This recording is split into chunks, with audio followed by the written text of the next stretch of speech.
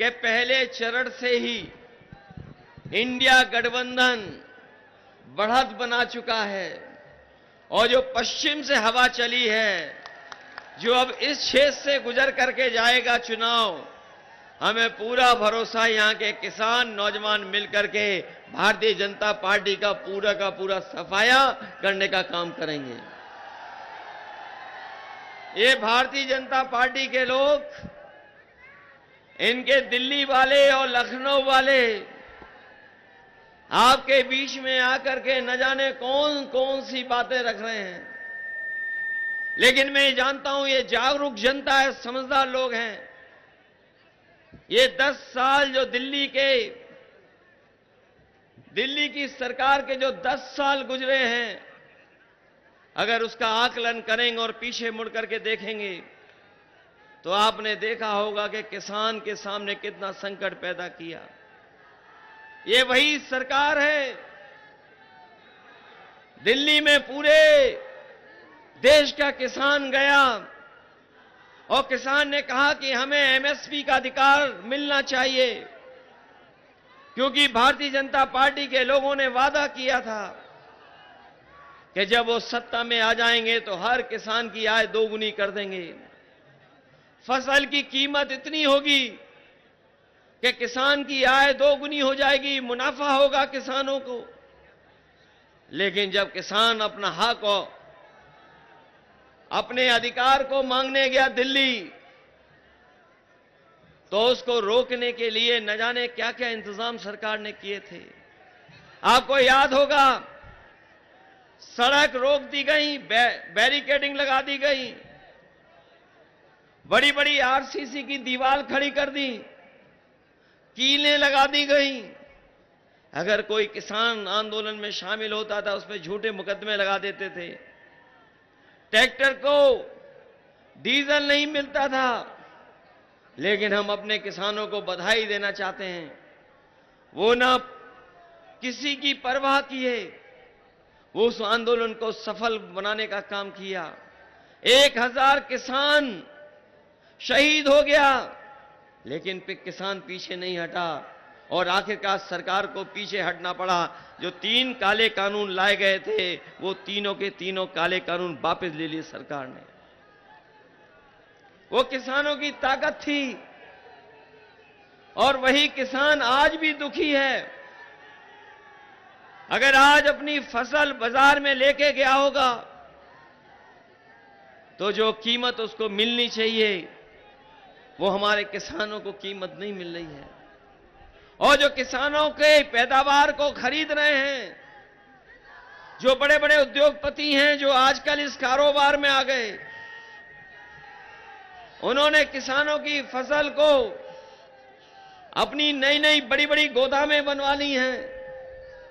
वहां पर फसल को, पैदावार को रख करके बाजार को नियंत्रण करने का काम कर रहे हैं।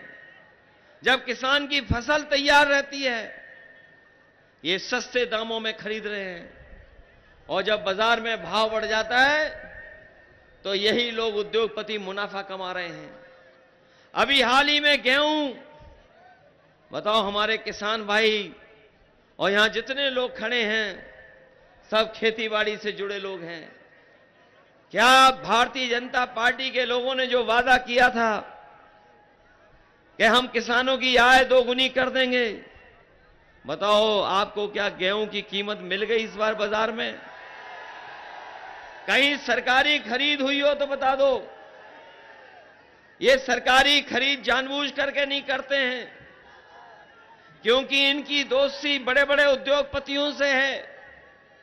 आजकल जो बाजार में आटा आ रहा है, जो बड़े बड़े शहर बन गए उनमें जो आटा पहुंचा जा रहा है, पैक करके आटा पहुंच रहा है, ये आपका ही गेहूं खरीद के उन उद्योगपतियों के माध्यम से बाजार में मुनाफा कमाने का काम कर रहे हैं। और इतना मुनाफा कमा रहे हैं कि आप सोच नहीं सकते। और जो हमारे गरीबों को राशन भी दे रहे हैं, बताओ गरीबों को कौन सा राशन मिल रहा है? ये सरकार जो कह रही गरीबों को हम राशन दे रहे हैं, हम अपने गरीबों को भरोसा दिलाना चाहते हैं। उनके स्वास्थ्य के लिए और अगर हमें और राशन का इंतजाम करना पड़े और चाहे जिस तरीके से संपन्न लोग शहर में पैक्ड आटा खा रहे हैं, पौष्टिक आटा ले रहे हैं, अगर हमें अपने गरीबों को पौष्टिक आटा देना पड़ेगा तो संपन्न लोग जो शहर में खरीद रहे हैं उसी तरीके से पौष्टिक आटा दिलाने का काम आपके इंडिया गठबंधन समाजवादी सरकार में होगा। और केवल आटा से काम नहीं चलेगा, ये जमाना डाटा का भी है। डाटा तो न केवल अपने गरीबों को हम पौष्टिक आटा पैक्ड पहुंचाएंगे, साथ ही साथ आपके मोबाइल भी चलने लगे, उसके लिए डाटा भी फ्री देने वाले का काम हमारे आने वाले समय में होगा। और इसलिए जरूरी है, याद होगा आपको कि जब कोरोना आया था तो संपन्न लोगों के परिवार के बच्चे तो पढ़ लिख लिए थे क्योंकि ऑनलाइन पढ़ाई हो जा रही थी। जिनके पास अच्छे मोबाइल थे, इंटरनेट था, लैपटॉप था, उनके बच्चे तो ऑनलाइन पढ़ सकते थे। हमारे नौजवान जानते होंगे आजकल बहुत सारी पढ़ाई, बहुत सारी जानकारी, बहुत सारी सुविधाएं ऑनलाइन हैं। हमारा गरीब कहां से इंतजाम करेगा? इसलिए जिस तरीके से समाजवादी सरकार में हम लोगों ने गरीबों को लैपटॉप बांटने का काम किया था, जो आज भी चल रहे होंगे, इसलिए गरीबों को न केवल सरकार की कामकाज से जोड़ने के लिए बल्कि डाटा की फ्री सुविधा देने का काम भी हम लोग समाजवादी सरकार में करेंगे। ये हमारे नौजवान जिन्हें मैं देख रहा हूं, बड़ी संख्या में नौजवान आए हैं और ये नौजवान इतने हैं कि मैं देख रहा हूं चारों तरफ हमें नौजवान किसानों के साथ दिखाई दे रहे हैं। ये नौजवान ये जानते होंगे कि जब भी ये सरकार ने कोई परीक्षा लिखवाई, इनकी जो भी परीक्षा हुई सब में पेपर लीक हो गया। सब पेपर लीक किए सरकार ने। और मैं अपने नौजवानों से कहना चाहता हूं, ये जानबूझ करके पेपर लीक किए सरकार ने, और जानबूझ के इसलिए किए हैं क्योंकि ये नौकरी नहीं देना चाहते, रोजगार नहीं देना चाहते, इसलिए पेपर लीक किया। और इस सरकार ने अगर कार्रवाई की होती, जब पहली बार पेपर लीक हुआ था तो 10 परीक्षाओं का पेपर लीक नहीं होता। याद करो, जब पुलिस भर्ती हुई, इन लोगों ने कहा कि इंतजाम हो गया, बहुत अच्छा इंतजाम है, सुरक्षित परीक्षा होगी। इन बीजेपी के लोगों ने कहा कि सुरक्षित परीक्षा कराई जाएगी, कोई पेपर लीक नहीं होगा। हमारा नौजवान जो तैयारी कर रहा था सालों साल से, जो पढ़ाई कर रहा था, मेहनत कर रहा था, दिन रात जाग करके, न जाने कहां से इंतजाम किया होगा, फॉर्म भरा और परीक्षा स्थल तक पहुंचा अपना इंतजाम करके। लेकिन जब घर लौट करके आया तो उसे पता लगा कि पुलिस भर्ती का भी पेपर लीक हो गया है और परीक्षा दोबारा होनी चाहिए, परीक्षा रद्द हो। इस सरकार को मजबूरी में, हमारे नौजवानों के दबाव में परीक्षा को रद्द करना पड़ा। बताओ, पुलिस भर्ती का परीक्षा रद्द हुआ कि नहीं हुई रद्द? और बड़े पैमाने पे हमारा नौजवान घर लौट करके आ गया। हमने कई सभाओं में कहा और बीजेपी के लोगों को बता दिया कि जब किसान आपके खिलाफ है और नौजवान जिनकी परीक्षा छूटी है, 60 लाख ऐसे नौजवान हैं, और यही 60 लाख नौजवानों के अगर परिवार के 2 सदस्यों को हम जोड़ लें तो अगर हम 3 का गुणा 60 लाख से करें क्योंकि एक जो परीक्षा देने गया था, बेटा या बेटी वो और उसके मां बाप को जोड़ लें तो एक घर के 3 सदस्यों को केवल अगर हम जोड़ें और 60 लाख ऐसे नौजवान जो परीक्षा नहीं दे पाए, जिनकी परीक्षा रद्द हुई, पेपर लीक हुए, तो पूरे उत्तर प्रदेश में 1 करोड़ 80 लाख लोग हैं, वो वोटर हैं। और 1 करोड़ 80 लाख का अगर हम भाग दे दें 80 लोकसभाओं में से, तो बताओ 2,25,000 वोट कम हो गए हर लोकसभा में, क्या नहीं हो गए? तो बीजेपी बचेगी कैसे? बताओ बीजेपी कैसे बचेगी?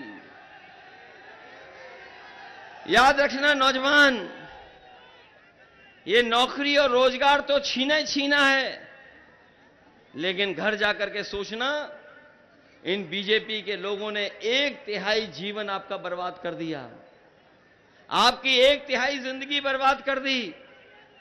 इन 10 साल में दिल्ली की सरकार ने और उत्तर प्रदेश की 7 साल की सरकार ने हमारे नौजवानों को नौकरी रोजगार नहीं दिया। और अगर नौकरी रोजगार नहीं मिला तो भविष्य तो है ही अंधकार में, लेकिन इन नौजवानों की शादी का भविष्य भी कुछ नहीं दिखाई दे रहा। बताओ आपकी 1/3 जिंदगी बर्बाद कर दी कि नहीं कर दी बर्बाद? और ये क्या सपने दिखा रहे हैं बीजेपी के लोग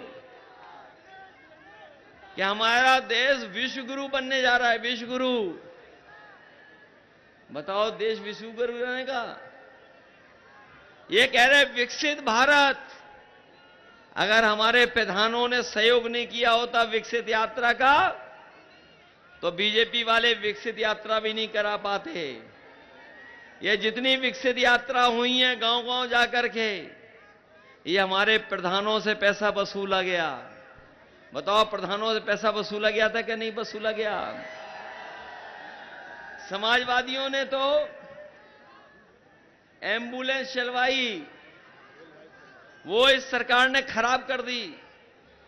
जिला अस्पताल अच्छे किए जिससे गरीब का इलाज हो जाए, लेकिन इस सरकार ने ना जिला अस्पताल ठीक किया और जो एम्बुलेंस चल भी रही थी वो खराब कर दी, और एक भी एम्बुलेंस बढ़ाई नहीं।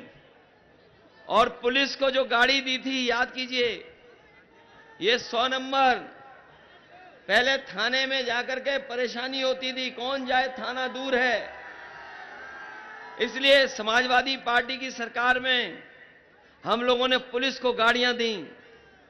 इस सरकार को अच्छा नहीं लगा 100 नंबर, इन्होंने उद्घाटन किए थे तो 100 नंबर का इन्होंने कर दिया 112।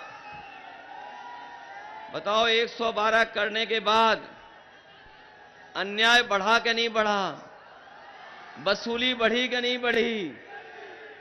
और अभी तो कई जगह से खबरें आ रही हैं कि पुलिस को पकड़ रही है।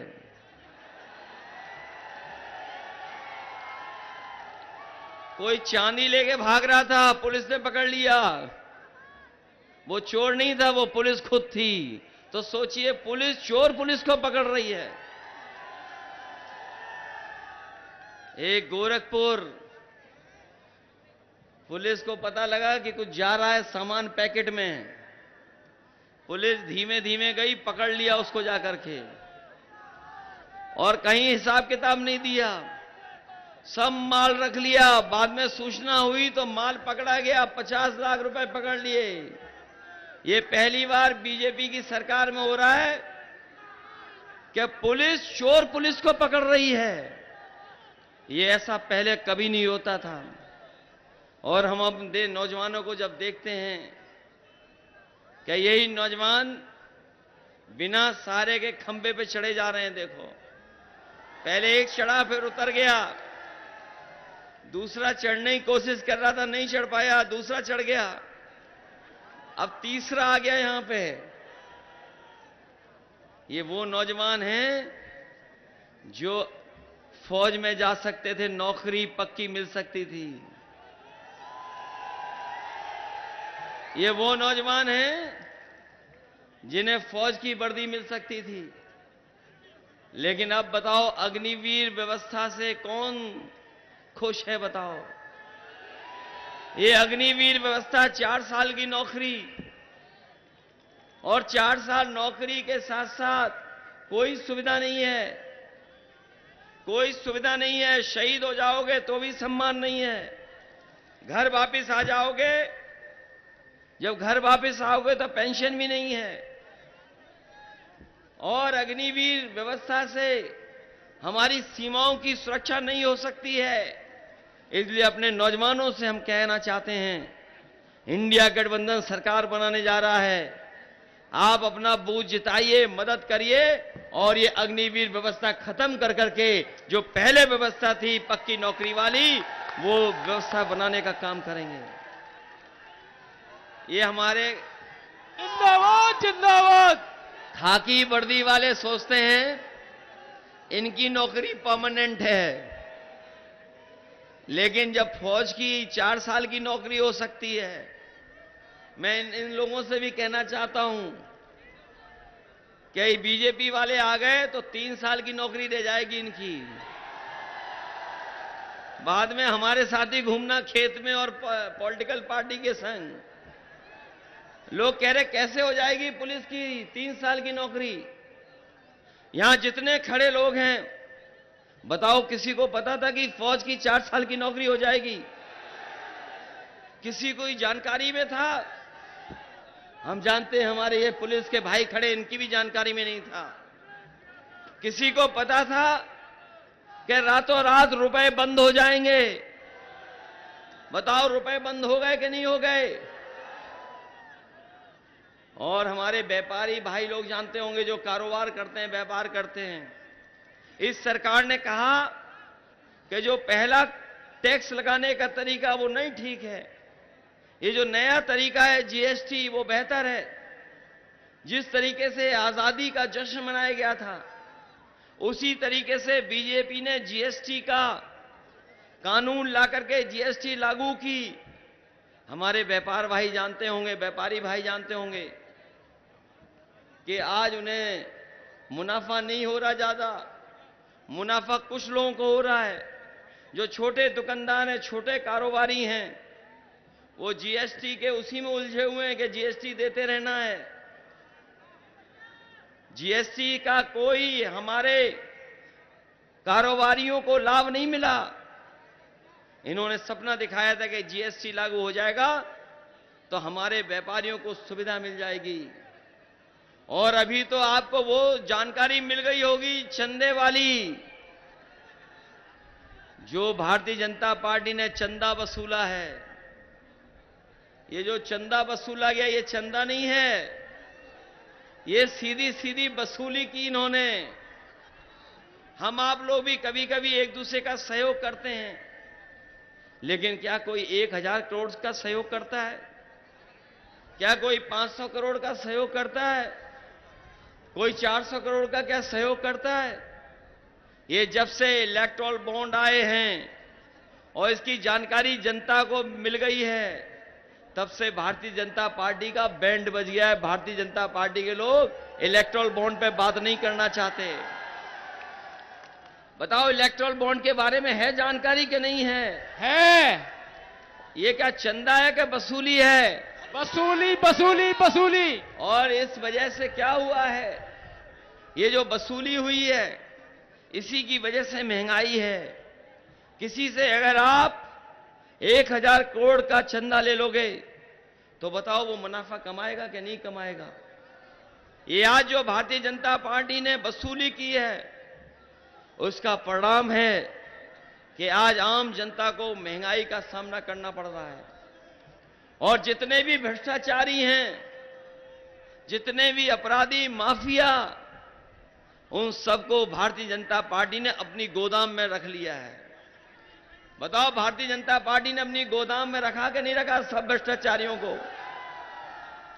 जितने भी देश के भ्रष्टाचारी हैं, जिन्होंने भी देश का पैसा लूटा, सब भारतीय जनता पार्टी के गोदाम में पहुंच गए हैं। और गोदाम इतनी बड़ी बना ली कि हर दल के लोगों को शामिल कर लिया उन्होंने। बताओ सबसे ज्यादा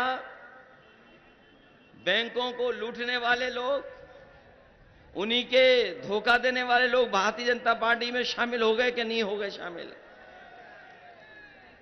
और जो लोग कहते थे, जो लोग बड़े बड़े सपने दिखाते थे कि हां चप्पल वाले हवाई जहाज में चलेंगे, बताओ सब कारखाने बिक गए कि नहीं बिक गए सरकारी? ये लोग जो परिवारवाद की बात कर रहे हैं, सच्चाई तो ये है कि ये भारतीय जनता पार्टी के लोग और एनडीए वाले लोग हमारे आपके पीडीए परिवार से घबरा गए हैं।